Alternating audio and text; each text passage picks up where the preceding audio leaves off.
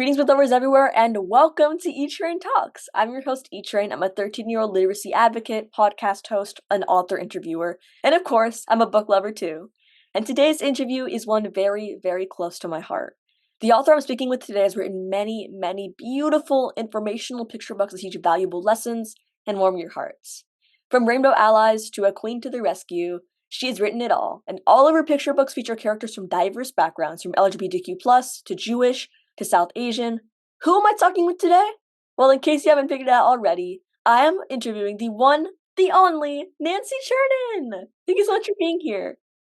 Thank you. It's such a pleasure. And I'm so excited to speak to the one and only E-Train. It's a thrill for me. Well, it is certainly a thrill for me. I'm so grateful you could take time out of your day to talk with me. And I'm super excited. All of your picture books, you sent me some. I loved them with all of my heart. So I'm really excited to ask you some questions about them. Well, I'm thrilled to be talking with you and all your fans. And thank you for all you do for literacy and Thank you. helping kids to books that might help them see themselves, see others, and might be just what they need at this moment. Absolutely. Yeah. And speaking of seeing yourself in books, your latest picture book, Rainbow Allies, it's so meaningful. It's one that tells a story of how a community in Natick, Massachusetts comes together to support their LGBTQ plus neighbors. And like most of your stories, Rainbow Allies is actually based off a real event. So how did you go about researching the events that took place in your book? I'm a former journalist, so I'm very, very comfortable with doing research. But I came across the story of Rainbow Allies from a newspaper article, and in the Boston Globe. I mean, yeah, as a journalist, I would scout the various papers, what's new, and I saw this article in the Boston Globe, and it just grabbed my heart. I mean, imagine how many articles there are out there every day. I mean, journalists work so hard, but this one just grabbed me because it was a story that started out so sad and so scary because somebody had done a terrible thing. They had ripped down the rainbow flag of this couple, Carrie and Lori Riding. They had egged their house. So it started out with ugliness, but it ended in beauty because the kids of that neighborhood who loved their neighbors, loved Carrie and Lori, they saw how scared and frightened their friends were, and they wanted to show them they were loved. And they found the most beautiful way to show them by gathering up rainbow flags, taking them to everyone in the neighborhood.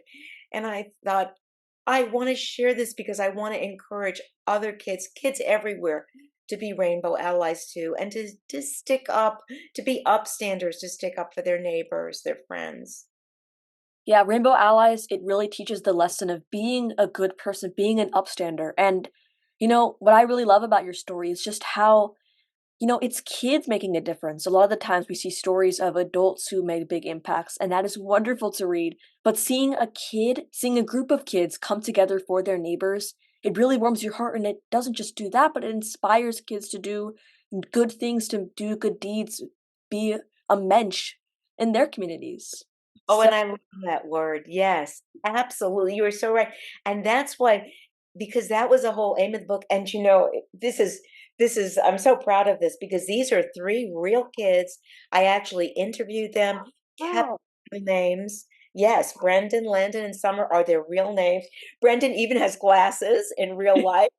Um, and and of course, Carrie and Lori writing, I never would have written it without their support and encouragement.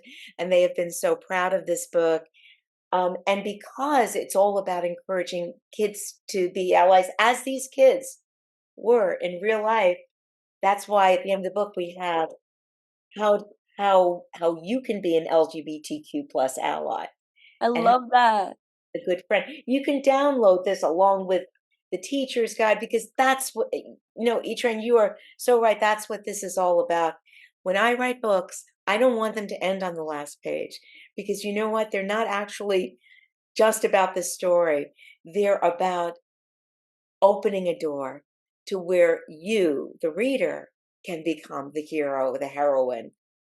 I love that. I love that so much. And moving to your next book that we're going to be talking about, the William Hoy story. So, I am a really big baseball fan, but I had personally never heard the story of William Hoy before. And, So talk a little bit about it for everybody watching. Your story, it shares how William Hoy helped change the game in the baseball world as he was the first deaf player in the league. And he used sign language. It was such an interesting story, so I'm curious, can you share a little bit about William Hoy and how his groundbreaking story impacted the sport in general? Absolutely. And the one just tiny correction I'll make, he was not technically the first person, but he Oh, was one of the first. He okay. might have been the second, but the one with the longest career and made the greatest impact because he played 14 years in the major leagues.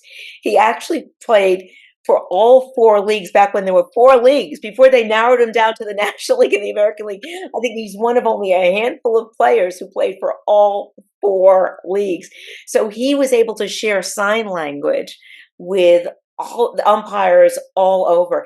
So to backtrack to what you were asking, how he made such a big difference, when he wanted to play, there was a great, baseball was a brand new game. It was the 1800s, and the first thing people said was, "This is crazy. First of all, you're too small." I mean, he was never got much taller than 5'5". And even then, athletes were the big people, the Yeah. strong people.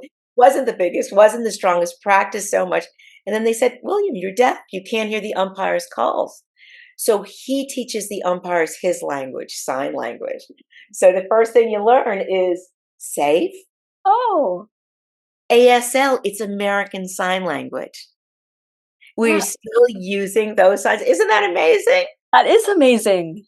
Yes. And what they learned, and this is what was so great. I always like to say to kids, to everyone, your difference can be your gift. Now, William Hoy was a proud deaf man. I don't like people to talk about this in terms of, oh, he overcame something. You know what? He never thought of deafness as a handicap. He was proud of being deaf because he was deaf. He knew sign language. Because he knew sign language, he was able to add it to the game, which made the game better for everybody, deaf and hearing. And he had friends who were deaf and hearing all his life. He married a deaf woman. He had three hearing children. He had best friends who were hearing, and whenever they would get together, they would sign. He taught all his teammates signs.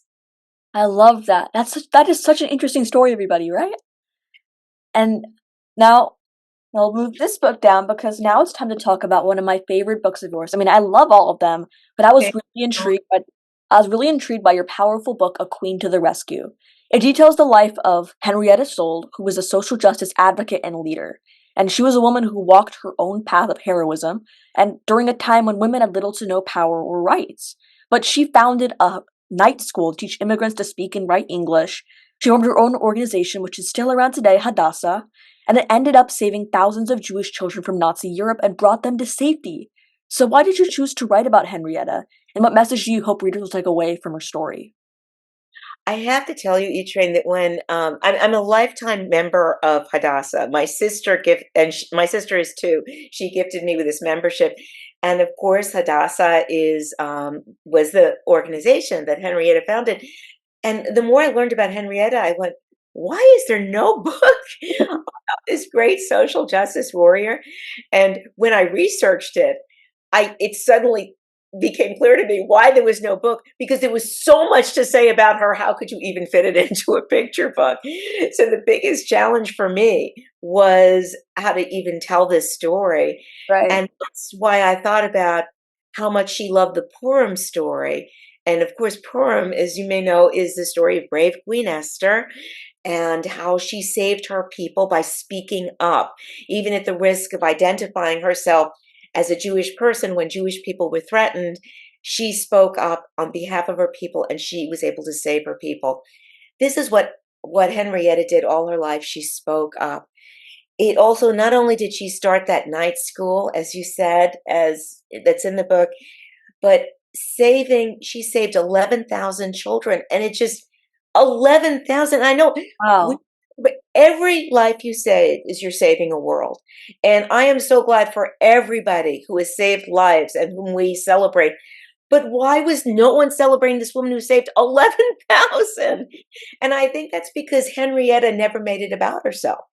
She didn't write an autobiography. It was never about her. It was about the causes. And she was also a person who believed we are stronger together.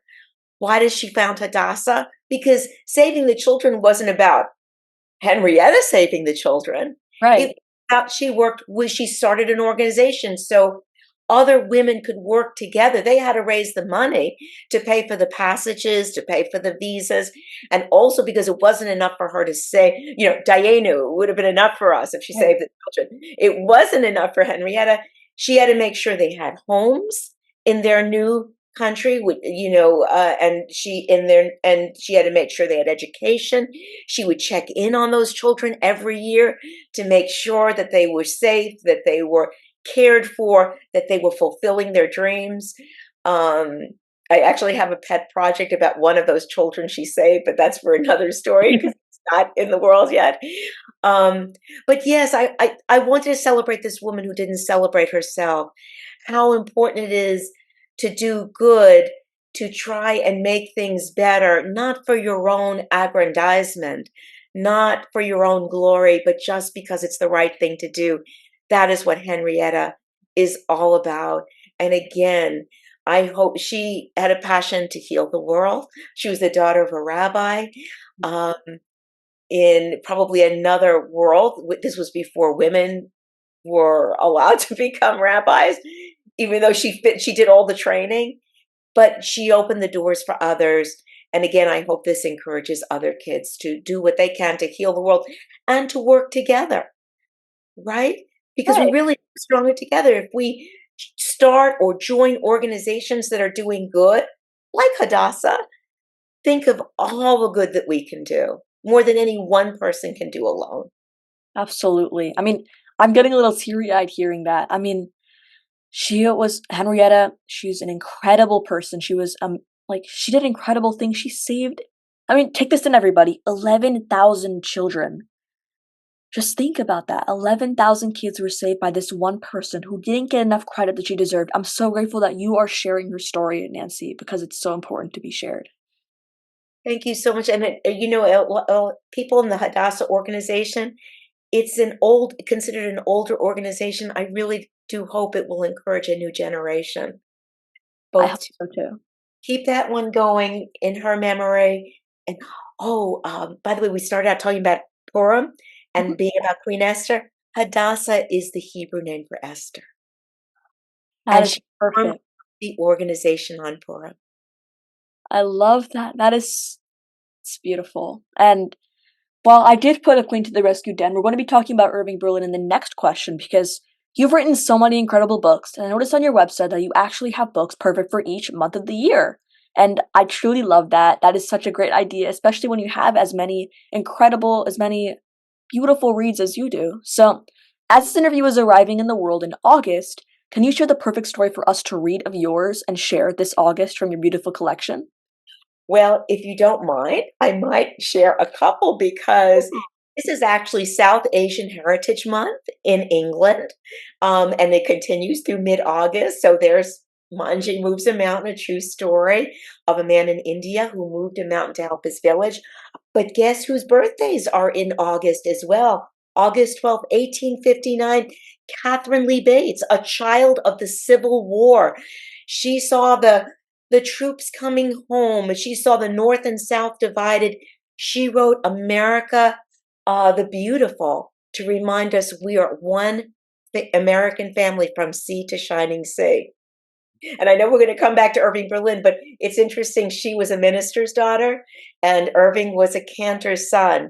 And I think they both were very deeply spiritual artists. She Mhm. was a poet, he was a composer, artist. And another person who was born August 17th, 1828, is Esther Allen Howland. And she's the reason that we exchange Valentine cards. I love that.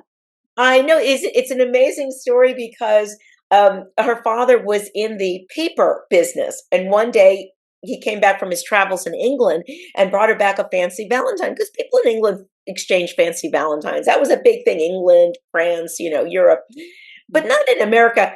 And she said she looked at that Valentine. She said, "I want to make these for my friends." And you know what her father said? He said, "Nobody in America is going to waste money on silly cards." And she says, "Please, please, please, I just want some paper. I want some lace." I went, "All right, all right." He kind of gave in. She sets up a little assembly line on the third floor, invites her friends, and she starts America's first Valentine card company. I love that. I know everybody thought it would close during the Civil War because, people had other things on their mind, but Right. it went crazy because everybody wanted to send their loved ones Valentines. Aw, that's so sweet. And this is also like very close to my heart. So I want to share this because Charlie Takes a Shot is the true story of the first black golfer on the PGA Tour. Charlie was inspired by none other than Jackie Robinson himself. They were friends. He wanted to do for golf what Jackie did for baseball. I love when these books are paired together. And the reason I'm bringing this up was because on August 20th, 1967, was when Charlie, after years of trying to break through the color barrier in golf, because black black people of color were not allowed to play on the PGA Tour till he broke the color barrier. And he won his very first PGA tournament, August 20th, 1967, the Hartford Open. It's a key scene in the book. And not only did he win it, but he had won over so many hearts that people cheered him for it. That is amazing. And he inspired Tiger Woods' father to take up the game of golf, to teach his son. And that is why Tiger Woods considers Dr. Charlie Sifford his unofficial grandfather, because he said, not for him, my father wouldn't have taught me golf. And that is why Tiger Woods named his son Charlie. Charlie Woods is named for Charlie Sifford. That So is the August books. that is a beautiful story. And those are some amazing book recommendations. So everybody, I'm sure you're like, if you weren't already leaving with book recommendations, I'm sure your to be read list is going to be stacking up after this interview because Nancy has so many wonderful books that you have to try. And speaking of Nancy's wonderful books, one of my favorite stories I read of yours is Irving Berlin, the immigrant boy who made America sing. I have it right next to me right here. And I even shared my thoughts on the story on my local television station because Irving Berlin's story needs to be shared. He was born Israel Beilin, never formally learned to read and write music, yet he ended up composing some of the most loved and iconic songs from the 40s and 50s and just that are still sung today. And many of which you probably didn't even know that he wrote and sang. So will you share a few of the songs he wrote and composed and how his music has impacted the world as we know it? Absolutely. And I have to tell you that one of my greatest tips is if you ever play Trivial Pursuit and somebody said, "Who wrote that song?" you might as well guess Irving Berlin because the odds are in your favor because he only composed about 1,400. And many of them are some of the greatest hits of the day. Now, this book focuses on God Bless America, which, as you know from reading the book, he gave to America as a gift. All the royalties went to the Boy and Girl Scouts of America. Well, what else did he write? How about I'm dreaming of a white Christmas? And that was such a special song in so many ways. It was one of the best-selling songs of all time. What do we know about this song? This song is, well, it was first sung, the first person to sing it was Bing Crosby, and he sang it on the radio. It was not long after Pearl Harbor was bombed, and lots of young people were going to go off to war. And they heard this song, and when they went off to war, this was the song that reminded them what they were fighting for, their families, and what they wanted to come back to. I remember reading about how Bing Crosby said he would go on USO tours after that, and they would always ask for White Christmas, and he said, "I want to sing that. That always makes them cry." And he said, but no, they would insist on it because that reminded them what they were fighting for. Now, a couple of things about White Christmas. What do you notice about it, first of all? I'm dreaming of a white Christmas. And there isn't actually anything religious about it, is there? Mm-mm.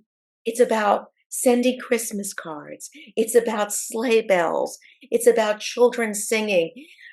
Irving Berlin found the universal in Christmas so that it would belong to everybody. And I'm going to share with you a little bit of a sad song. Why does that song make us cry as well as celebrate? What is that? Irving Berlin and his wife, um, they had 4 children, 3 girls and a boy. Their boy, Irving Berlin Jr., died when he was a few weeks old on Christmas Day. Every Christmas, he and his wife, Ellen McKay Berlin would go to the synagogue, to the cemetery before the girls woke up. They didn't even want to share this with the girls. They didn't want the girls to be sad. They would go and they would visit their son's grave. And then they would go and celebrate Christmas with their daughters. I mean, they celebrated all the holidays. His wife had been raised Catholic. As a matter of fact, her father didn't want her to marry this Jewish songwriter. He just thought it was like this. What a terrible idea this was. They had such a happy marriage, and they were together until he outlived his wife. Even though he had been older than she was, he always said he would never leave her, and he never did. And but I think there's that little tinge of sadness because when you sing about just like the ones I used to know, it's remembering a day before death was part of your life, right? And even those soldiers, they're there and they're fighting, but death is part of their lives, whether it happens to them or a loved comrade. And I think you hear all of that in the song. What you're fighting for, what you're living for, knowing that death is part of life, and that we go on. And that was the other thing you asked me about songs about Irving Berlin. So many of his songs are so optimistic. Like if you hear that, if you watch that movie Holiday Inn, and he sings, "When I'm worried and cannot sleep, I count my blessings instead of sheep, and I go to sleep counting my blessings." This is a man who suffered so much. He had to leave his original country of origin when he was 5. His father died when he was 13. That's what he had instead of a bar mitzvah, the death of his father, the cantor, whom he loved so much. His first wife died young. Ellen was actually his second wife, and of course he lost his son. But this man never lost his optimism, his faith, his hope. So he knew sorrow, but he was always talking about hope. And I think that's why we still sing those Irving Berlin songs. That's why Jerome Kern, the great songwriter, said, "There is no place for in American music for Irving Berlin doesn't have a place in American music. Irving Berlin is American music." That is I mean, I feel so many emotions right now hearing that story. I mean, there's sadness, but like you said, optimism always shines through. There's like a combination. Irving Berlin just makes everything sort of fit seamlessly. The sadness in his heart, but the joy, the optimism that he brings. His music is incredible. Like, it's life-changing when you hear it. And my next question for you, I mean, tears I, in my eyes, sorry, but the I'm next gonna tell you one more thing though, because so many people, so many singers have made his songs their own. So, for instance, if you're a fan of musical theater, you like Mel Brooks, Young Frankenstein. Mel Brooks wrote all those songs except one, "Putting on the Ritz." That's Irving Berlin. Um, wow. Always. There's a Patsy Cline is known for the song "Always." That's Irving Berlin. "I'll be Wow. loving you always." And "Blue Skies," sung by Willie Nelson, Irving Berlin. That's amazing. Is shining on me. Nothing but blue skies do I see. There you go. That's I amazing. share that I love so many Irving I could go we could sing that all day. Yeah. Yeah, Putting on the Ritz is one of my favorite songs. So learning that Irving Berlin actually wrote it, a fellow Jew, a fellow Jewish person, I mean, that just warms my heart seeing that there are so many incredible people, like, and he might have not necessarily gotten all the credit for it, but because he didn't necessarily need the credit, because he was sharing his music, he was sharing his love through his music, even if people didn't really know it was him. And that's just so admirable out of a person, so humble. And your background, I mean, let's shift from your books to actually your backstory. So your background is incredibly impressive, I've got to say. I mean, for those who don't know, Nancy graduated from Harvard University and later earned her master's in journalism from Columbia University. I mean, round of applause real quick. I mean, we've got to give that to you. That is amazing. And one of my lifelong dreams is to become a journalist when I'm older. So talking to you is extra inspiring to me. I mean, already more than it was, as I also want to be an author. I mean, I have so many dreams, but moving to you, how would you say your time, well, you were originally a theater critic, and how would you say your time as a theater critic and other journalistic experiences, how have they impacted your writing as a children's book author or an author in general? And was being a children's author always a path you wanted to take? Yes, it always has been. And I will say, E-Train, you are already a journalist because what you are doing, interviewing and sharing information, that is what a journalist does. So you have started very young and you're doing it at such a high level. And kudos to you, my friend. Kudos to you. You also you created something. It wasn't enough. You didn't find somebody who was giving a platform, so you created the platform, and kudos to you. And I love being a journal. I always wanted to write children's books. I didn't know how. My mother is a retired teacher, and she always read to me, and I loved reading so much. I wanted to add to it. I mean, when you read a book, someone is talking to you, and I wanted to put books out into the world that would also continue the conversation. I didn't know how to do that, but I was surrounded by newspapers, and I understood that learning journalism was a craft. And the thing I loved about that is you can be a lifetime learner as a journalist. You find that too, right? When you're interviewing people, you're constantly learning. And I see how you prepare for interviews, all the reading that you do in advance. And that's what I would get to do. I would do all this reading in advance. Before I became a theater critic, I covered children's entertainment. I got to interview amazing authors.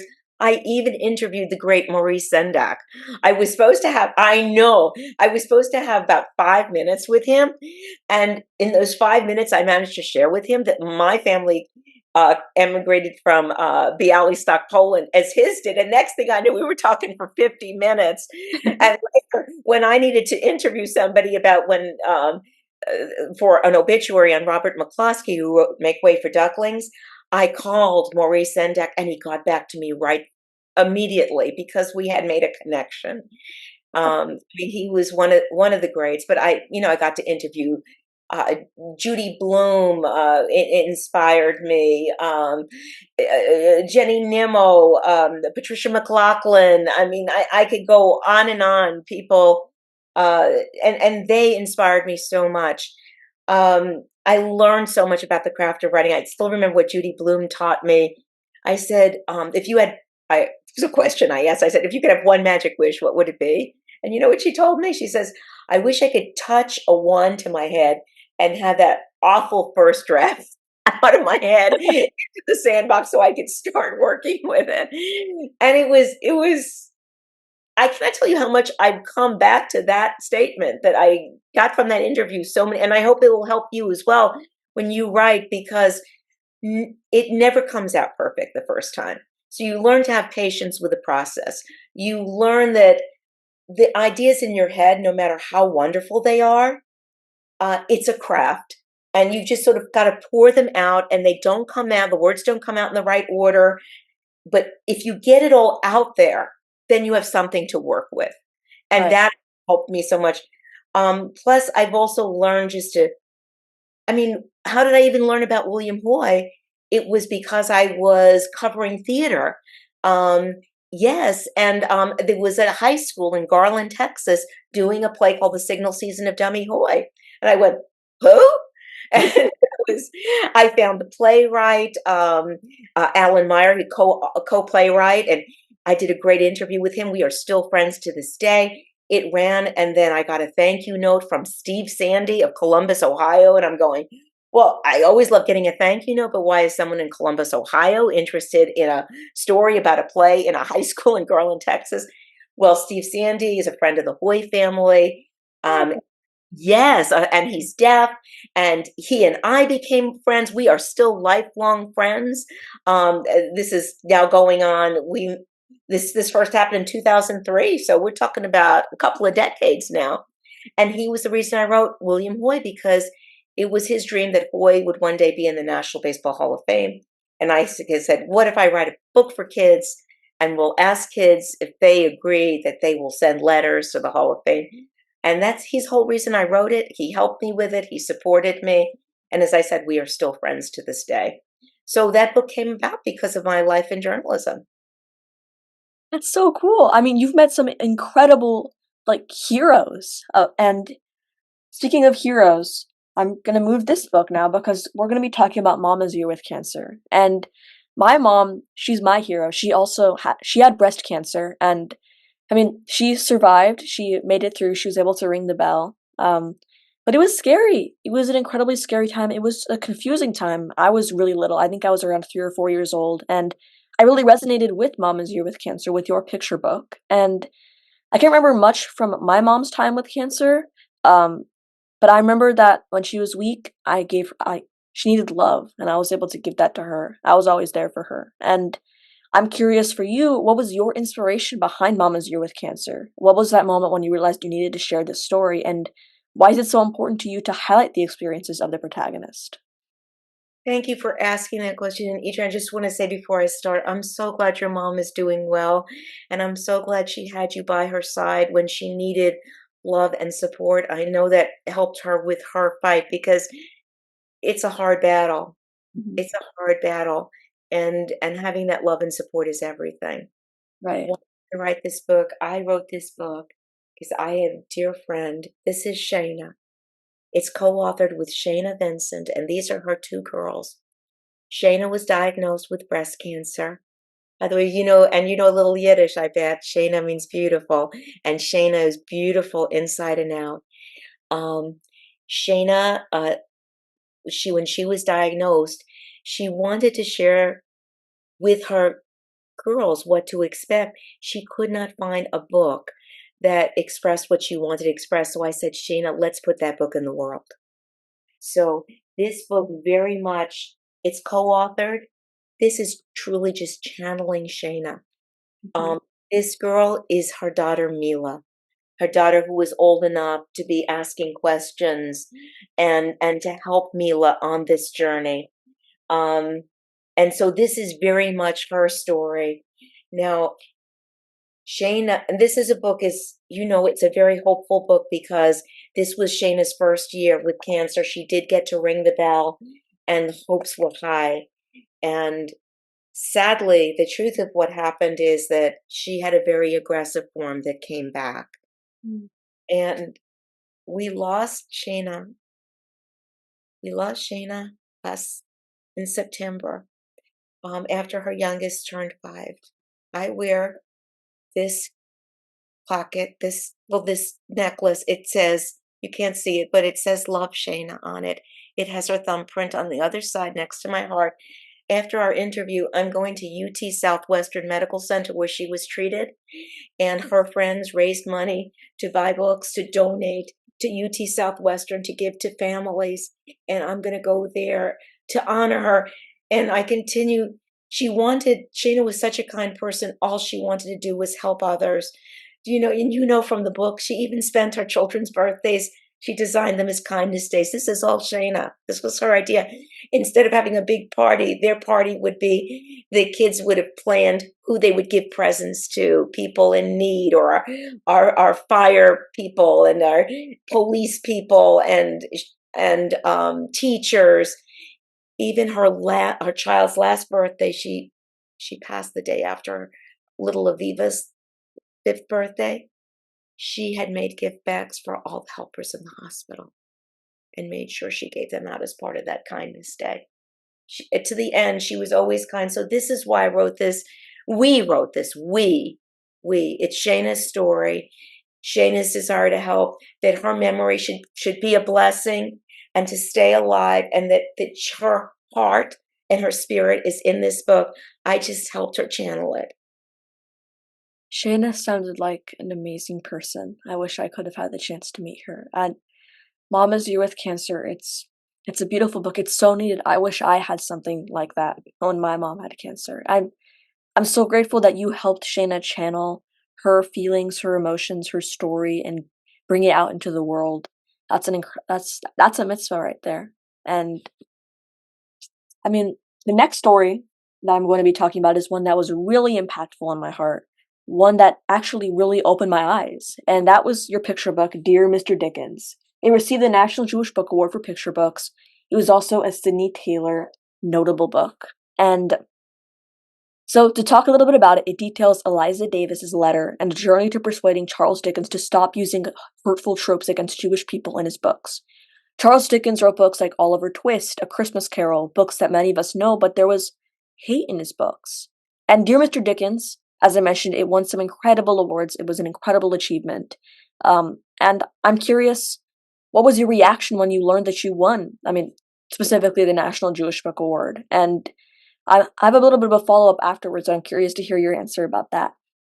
Absolutely. I have to say, when the phone rang, I picked up the phone and and I was told Naomi, the director, had called me and she said um, that I had won the National Jewish Book Award, and I think there was just a long pause on my side, and I'm like, I'm trying to process it, and I'm saying, "Excuse me," because I thought maybe I was dreaming, and I said, Excuse me, did I just imagine this, or did you actually say that this book won the National Jewish Book Award?" She says, "Yes, this is really happening, and you really did. This book really did win the National Jewish Book Award." And I think then I probably started crying because it meant so much to me. And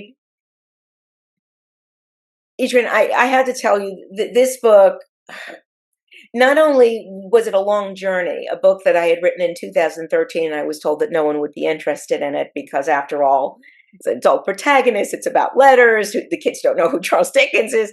Not only that, but it actually starts much earlier when my mother, who always brought me books, I lived in a house of books, which I love so much. My mother loved books. The only book she ever like made a face when she saw it was a book by Charles Dickens. Mm. And she'd say, "How can you read Charles Dickens when he created such ugly Jewish stereotypes like Fagin?" And I'd say, "But there has to be more to this guy. He's got such a big heart. He's got a heart for orphans, for the vulnerable. He helped stop child labor in England. He's just amazing." And it was so perplexing as someone with such a big heart could have such coldness Right. and and hate, and I never could understand it.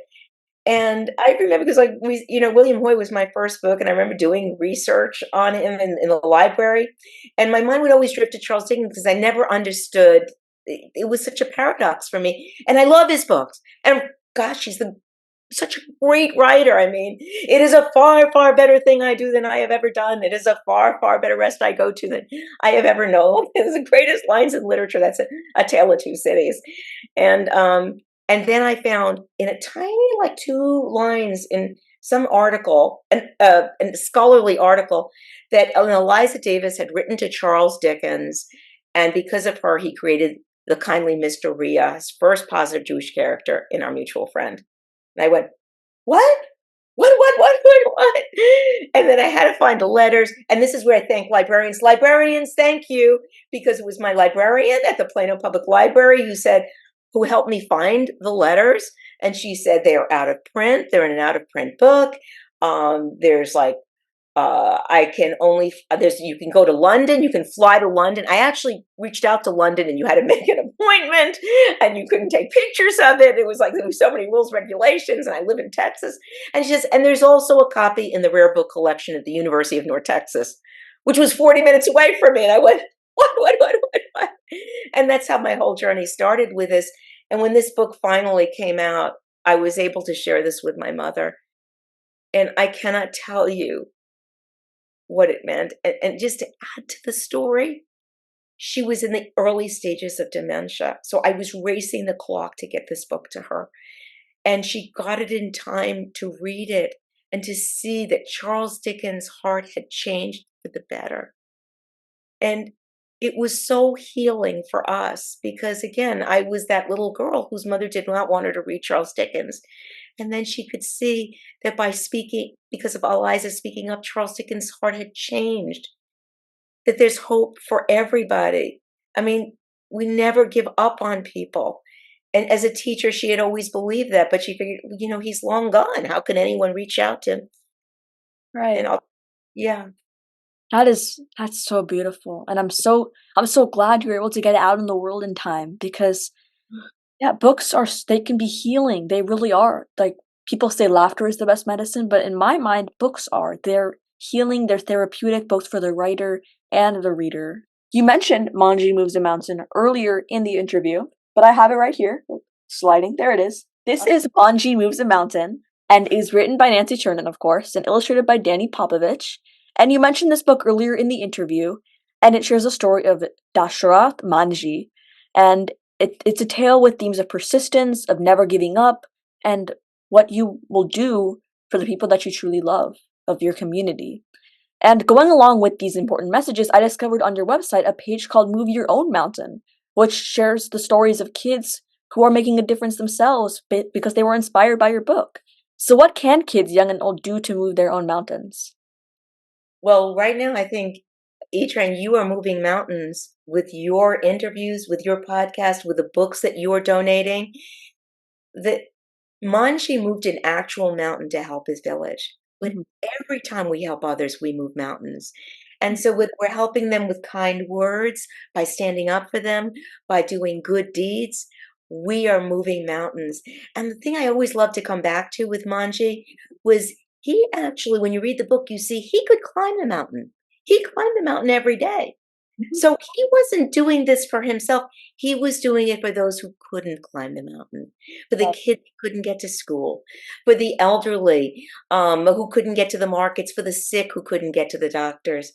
So, we talked about Henrietta Sold earlier and how much she did for others. She starts a night school. She's very literate, but she's worried about the new immigrants who can't read and write. We each have our own ways, and the ways can be as different as we are. Just think, what can we do to help others? Again, by a kind word or a kind deed. And whatever you do that helps others does move a mountain. And the kids have been doing wonderful things. There was one child, the people who were collecting food for the hungry. There were kids who were, there was one child who went to a shelter, an animal shelter, to spend time with the animals that didn't have homes. Right?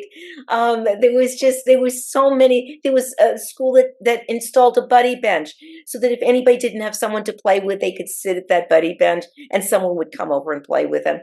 The ways can be as different as you are, and I love seeing the kind ideas kids come up with. I love that. I mean, books are so inspiring. They really do get kids to go out there and make a difference, and Manji Moves a Mountain truly does that. And for those who don't know, it actually won a couple awards. It was a notable social studies book from the Children's Book Council. It won a South Asian Book Award. It it received accolades, but I'm sure just like Manji, it's not about the accolades to you. It's about getting kids inspired. So we all had that little piece of Manji inside of us. It's just a journey to channel that and really make a difference in your communities. And my next question for you is one that sometimes authors have a little bit of trouble with, but I believe in you. So, your newest book is Rainbow Allies. So, I had to pick a book. What one book could I ask this question about? And I had to choose Rainbow Allies. It is a beautiful book. It is a book of acceptance, of perseverance, of kindness. So, I'm curious if you could choose one song that best represents Rainbow Allies. Let me bring it back up again so everybody can see it. The beautiful cover, the beautiful story. Here it is right here. If you could Oh, choose one song that best represents Rainbow Allies, what song would it be and why? there's a wonderful theater company here in the Dallas area. It's called Uptown Players, and it was founded by two men, good friends, who wanted to put works on stage that would build bridges between the GLBTQ plus and the straight audiences, a place where two men could go and feel comfortable, or two women could feel comfortable putting their arms around each other, where everybody was welcome and would give positive role models. Well, they just recently did a wonderful show called The Prom. It had been on Broadway, and I think there's a movie been made of it.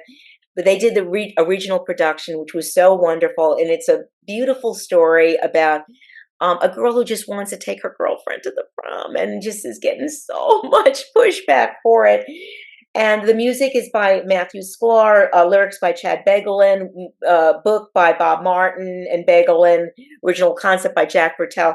And the song I wanted, all the songs are wonderful in that show, but the one I love that really to me is the song for Rainbow Allies is called Love Thy Neighbor. Aw. Love thy neighbor. And some of the lyrics are just love thy neighbor as yourself, because one of the people who comes to the town, who tries to encourage the town to be more open and welcoming. One of the people, he's a Broadway actor, and he comes in and he's trying to like put it in words that he thinks the teenagers who've been so unkind to this girl, who have been shunned this girl, made her feel so bad and made her girlfriend feel like a pariah as well. And he says, just love thy neighbor as yourself. I mean, like they're all talking about this is against what the Bible says, or this against what the Bible says. And he says, you are cherry picking the Bible. The Bible also says this is against the law, and this is against the law. He says the most important law is love thy neighbor as yourself. And it's a song.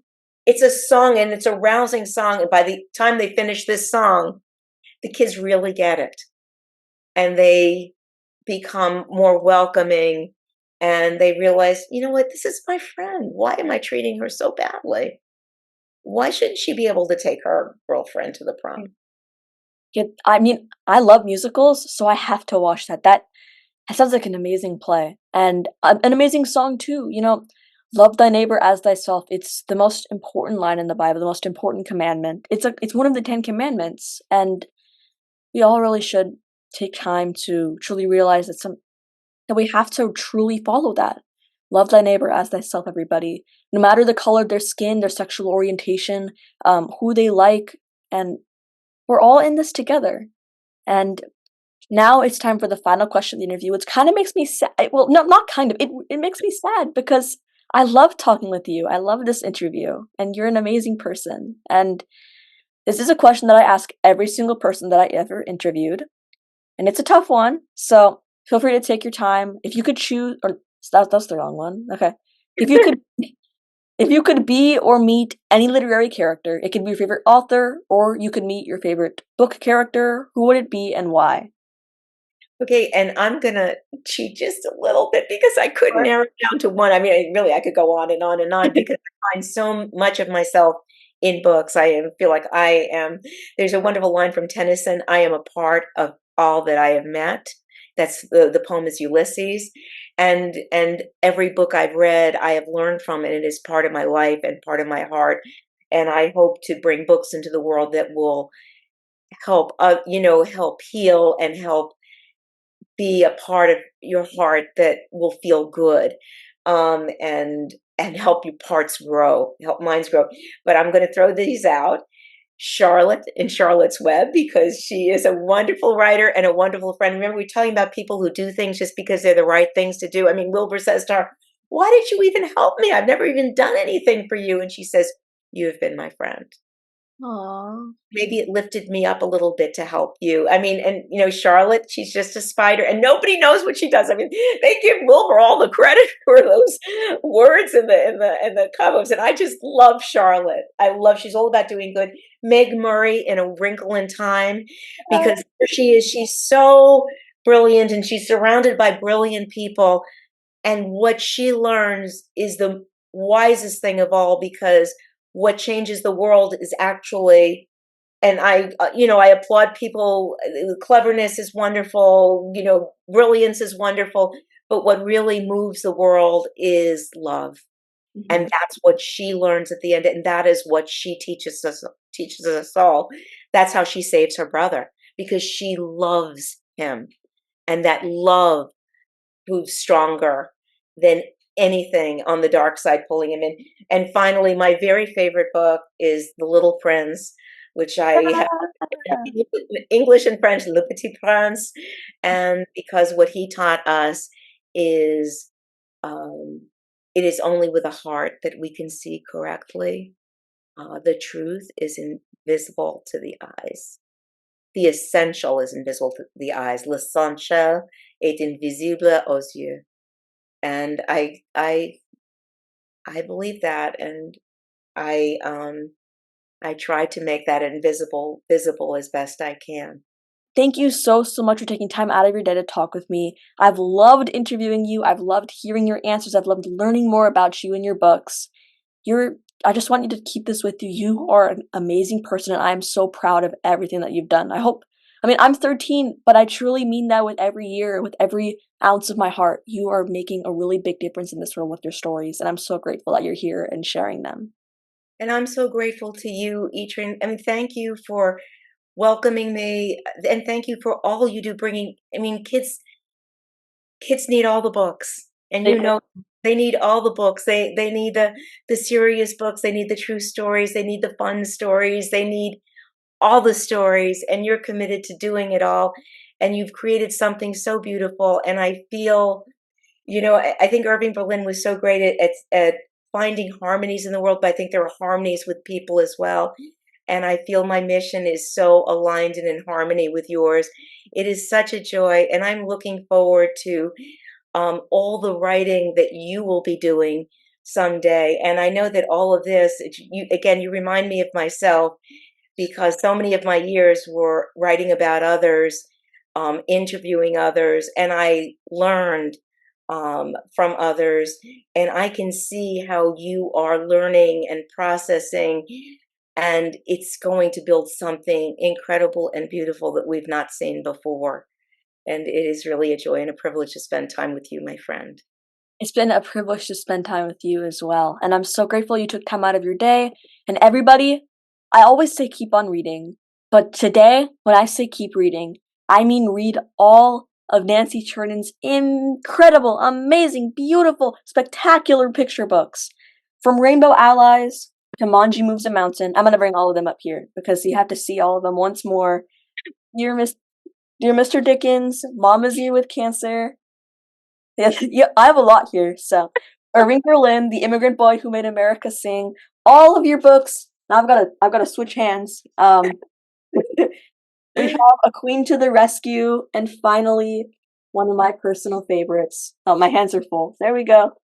We have the William Hoy story. Thank you, thank you so much for taking time out of your day to talk with me. Hopefully, I don't knock anything over. I love your I love your books. I love your story, and I love your stories. Thank you so much for taking time. And everybody, keep reading, stay safe, and I'll see you all in the next one. Bye bye. You. Bye bye.